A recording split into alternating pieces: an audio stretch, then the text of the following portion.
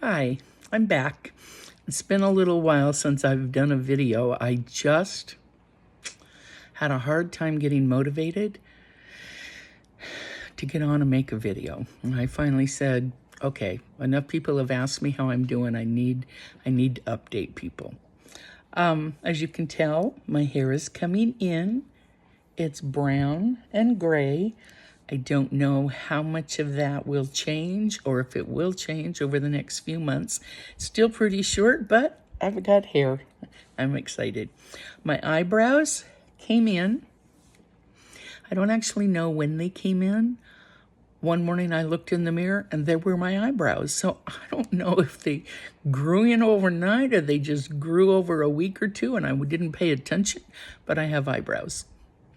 I only had about 3 eyelashes for the last 6 months, and I have no eyelashes now, and they haven't grown back. I don't know if they're going to. Maybe over time, we'll see. Unfortunately, I do get my mustache and chin hair that comes back. I was hoping that that was gone for good, but it's not. It has surfaced again. Okay, so I'm doing pretty good. I thought I would be stronger now than I am, or have more stamina, I should say. But I don't. I'm still I get tired very easily. However, I am able to get out and do some things. So I'm on a drug that is a PARP inhibitor. And PARP, I'm just going to look at my notes to tell you so I tell you this correctly. PARP stands for polymerase. It's a polymerase inhibitor. Okay, what does it inhibit? Well, PARP are the proteins in cells that help repair damaged DNA. It can prevent cancer cells from repairing their damaged DNA, which causes the cells to die. That's a good thing in case my cancer cells try to come back. It's especially effective against cancers with gene mutations that negatively affect DNA repair. It is most effective against inherited gene mutations, BRCA1, BRCA2. Now, I don't have inherited gene mutations. I did have gene mutations, 2, that caused my cancer. This drug has been used effectively for women with advanced ovarian cancer that has returned. New trials, however, suggest that these drugs might be helpful with women that have been newly diagnosed with ovarian cancer. So that would be myself, newly being in the last year. Okay. The cost of this drug is expensive. Now, I will say, if you are on Medicare, it's covered 100%. So that's good news. The drug company or the pharmacy that provides this drug for me told me they thought it was about $19,000 a month. The internet says it's between $13,000 and $18,000 a month. So this is not an inexpensive drug by any means. There are side effects with this drug. I have been very fortunate that I have not had nausea. Many people that take this drug suffer from severe nausea, and I don't have that symptom. I'm very, very thankful for that. I do have fatigue. I do have trouble with some constipation, and diarrhea, and anemia. This drug also increases your chances of getting an infection and bleeding. So right now I have to go in weekly for a blood draw, and they look at how I'm doing and everything. So I started out with 300 milligrams of Zejula, Zejula. That is the PARP inhibitor that I'm taking. There are a handful of them out on the market, and it depends on what type of cancer and what grade of cancer you had as to which ones they might use, or even if they use them for you. About 3-4 weeks after I started taking my 300 milligrams, my platelets dropped dangerously low. Again, you go in weekly for a blood draw so they can keep track of these things. So platelets should be, where did I write this?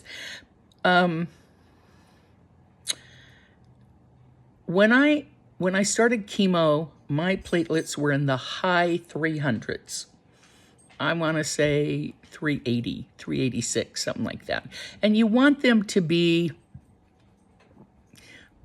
basically between 200 and 400. Well, in 1 week, my platelets dropped from 179 to 24. Now, as I said, it was dangerously low. That meant I was at a high risk for bleeding, internal bleeding, as well as trouble with if I were to cut myself or be injured, I might not stop bleeding because platelets help clot your blood. And so they were very concerned about that. So they took me off the drug for 2 weeks. And then I went back on at a lower dose. And it's been a month that I've been on the lower dose, and my platelets are good. So that's, we're thrilled with that. They vary up and down a little, but they're still acceptable right where they're at, and they haven't dropped. So that's a really good thing. While my platelets were really low, I noticed that on my lower legs, on the inside between my knee and my ankle, I had zillions of little red pinpricks. It's called petechia, and it is where you have bleeding just under the surface of your legs. And it's a classic sign of having low platelets. I didn't know it at the time. It scared me when I looked down and saw all those little red dots, but eventually found out that, they already knew my platelets were low. So I'm tolerating the Zejula pretty well. I do have fatigue, and I still am anemic. Now, about 40% of the women that take a PARP inhibitor do not respond to the drug. It means it doesn't work for them. So I'm hoping that I'll be in that 60%. Now, I mentioned that my anemia continues. That's why I have a blood test every week as well. They check my hemoglobin, they check my red blood cells, they check all this other stuff. But the red blood cells should be between 3.8 and 5.2. Mine dropped to 2.35 at some point in the last 6 weeks. And so the beginning of July, I had a blood transfusion. And that gave me a little bit of my energy back. I felt pretty good following the blood transfusion, so I was glad that we did that. My red blood cell count is slowly rising. Last week, it was at 3.08. And remember, I wanted it 3.8. So at least that. So we're getting there. And then for my hemoglobin, well, let me remind you, red blood cells carry oxygen.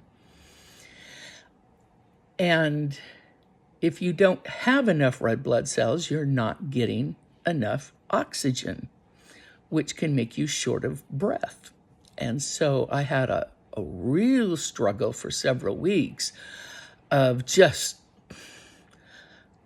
feeling like I couldn't, I could breathe, but it was scary because I just was breathing so hard and my heart was beating so fast. Well, that has gotten better. I still breathe heavily if I go for a walk in about the last half of the walk because I start to get tired. But anyway, they checked my hemoglobin. Now, hemoglobin you want between 11.5 and 16. Now, when I started chemo, my hemoglobin was 12.9, so I was within range.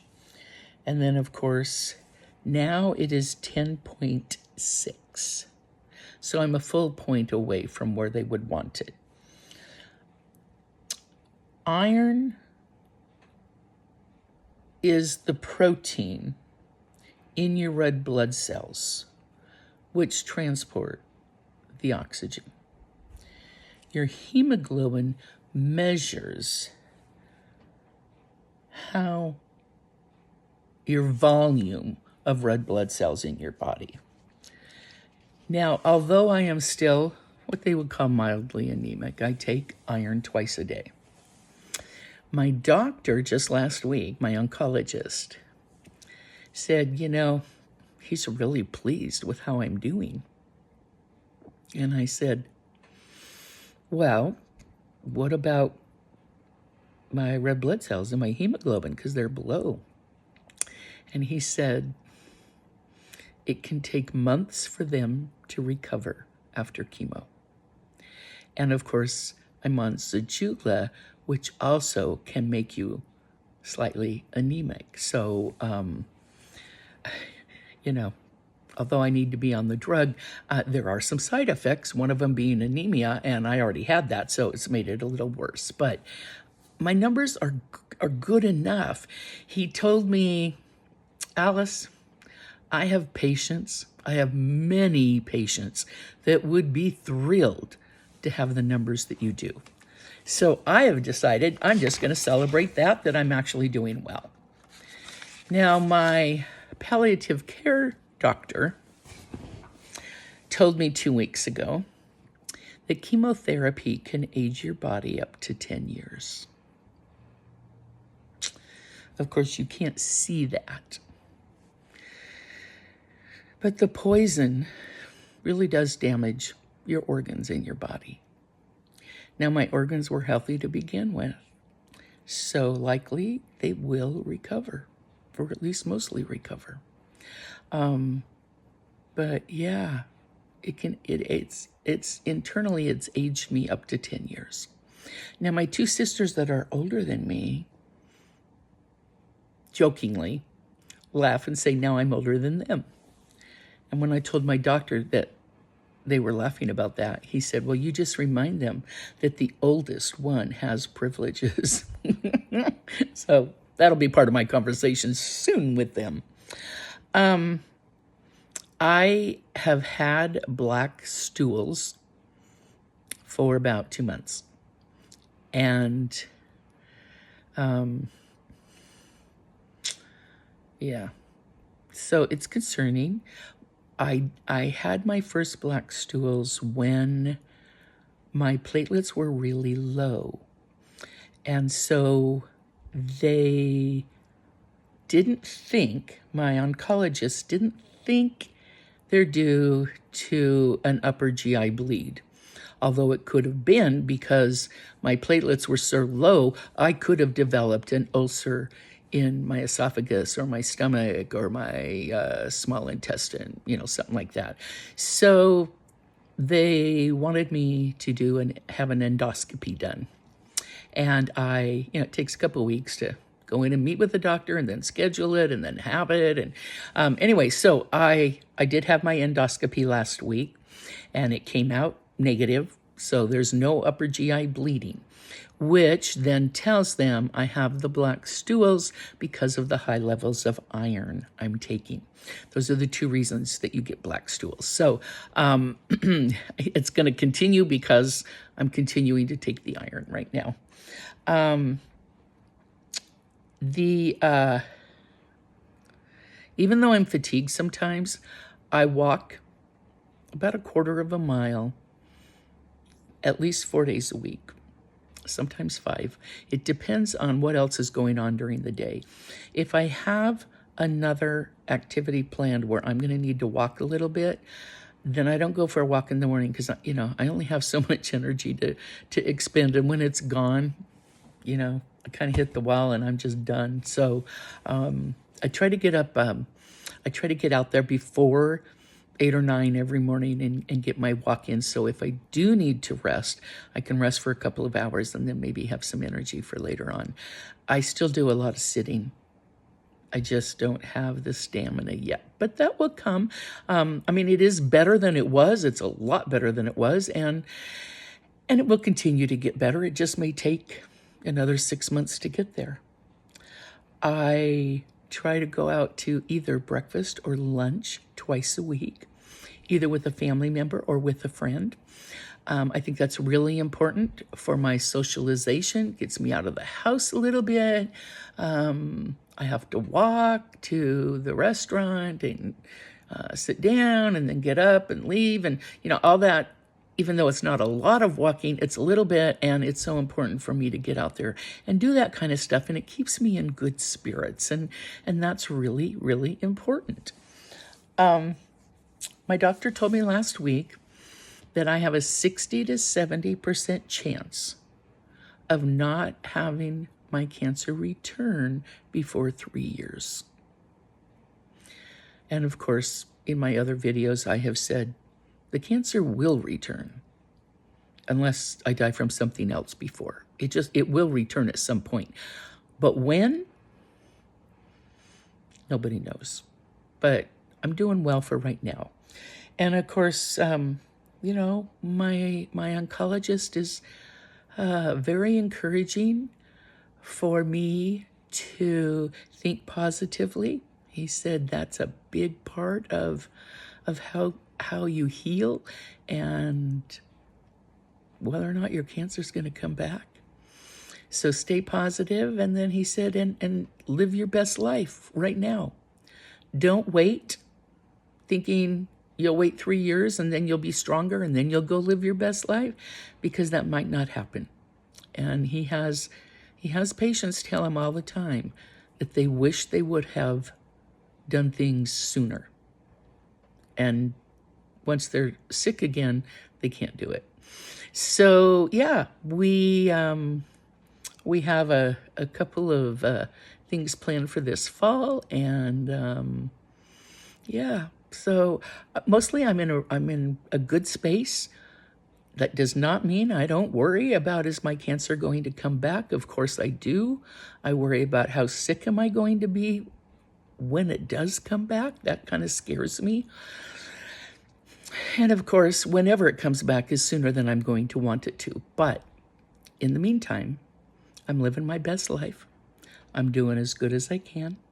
I got lots of support from family and friends. My husband is just amazing and so supportive, as are my sisters, and my mom and my friends. And I just, so I didn't choose this, but life is good and I'm healing. Thanks for watching. And by the way, if you have a question that you would like for me to address, feel free to leave it in the comments. I'd love to hear from you. Thanks. Bye.